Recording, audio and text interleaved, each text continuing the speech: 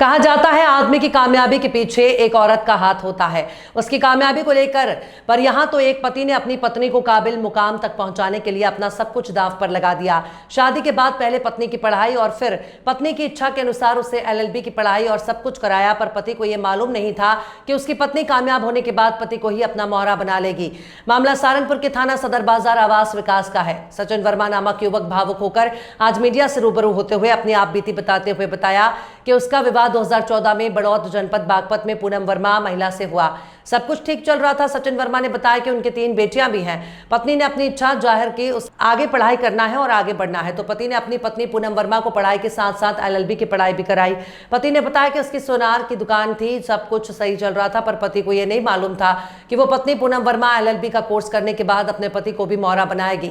पत्नी पूनम वर्मा ने पहले पति का कर्ज पर बना मकान था, हथिया लिया और उसे बेच दिया। पुश्तैनी मकान हथियाने के लिए तरह तरह के झूठे केस में फंसा रही है। मेरा नाम नमस्कार सचिन वर्मा है। कहाँ के रहने वाले हैं? न्यू आवास विकास, दिल्ली रोड। क्या मामला है? किस मामले में? सर, मैं अपनी पत्नी पूनम वर्मा एडवोकेट से बहुत परेशान हूँ। उसने मुझे परेशान कर रखा और मेरे घर वालों को भी। 2014 में मेरी शादी हुई थी, तो BA पास की, उसने कहा कि मुझे पढ़ाओ, तो मैंने उसको LLB कराई। तो उसने उसी का ही नाजायज फायदा उठाया, मुझे और मेरे घर वालों को परेशान करा। मैंने उसे मकान दिया था उसके नाम लेके, उसने वो बेच दिया। मेरे तो फिर थोड़ा पैसा हो गया था लोगों का, वो खा गई। मैंने कहा पैसा दे दे, तो पैसा तो दिया नहीं। उन लोगों को बुला के मुझे जान से मारने की कोशिश करी।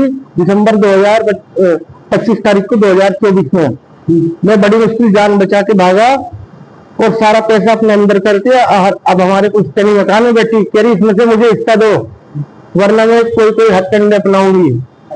पहले तो उसने खुद ही जहर खा के मेरी मम्मी मेरे भाई के खिलाफ केस करा कि मुझे जहर दिया। खुद ही हॉस्पिटल में भर्ती होगी, खुद ही घर आ गई।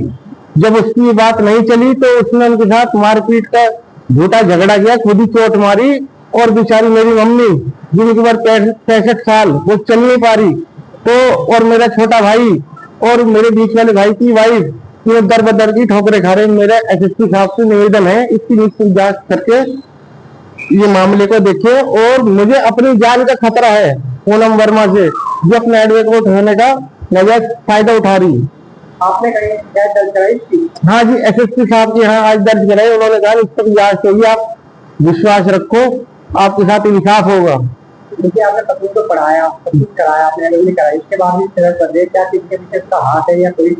सर, हाथ तो कुछ तो उसके घर वालों का है, कुछ 1-2 उसके साथ के हैं जो उन्हें चढ़ा रहे हैं।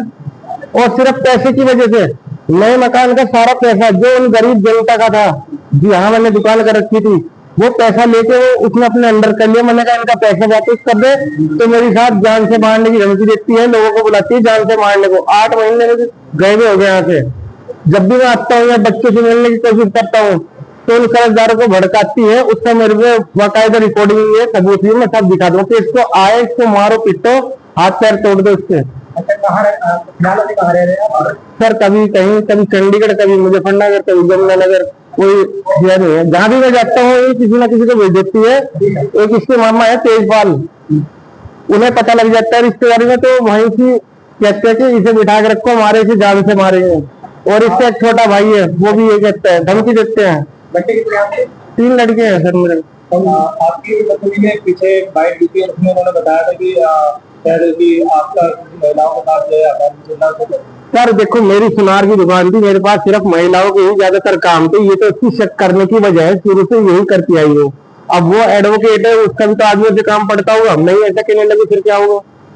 बच्चे किसके पास है? बच्चे अभी इसी के पास है, उसको वही रख रखी है। हमारे पुराने मकान में रही, नया वाला बेच चुकी हो, नाम उसके करा दिया था मैंने।